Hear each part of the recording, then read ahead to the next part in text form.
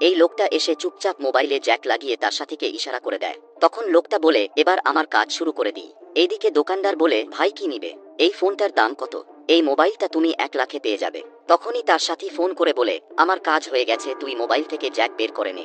একথা শুনে লোকটা মোবাইল থেকে জ্যাক বের করে দোকানদারকে বলে, ভাই এই ফোনটা নিব, আমার ভাইকে জিজ্ঞাসা করে এখনই আসছি। ঠিক আছে ভাই।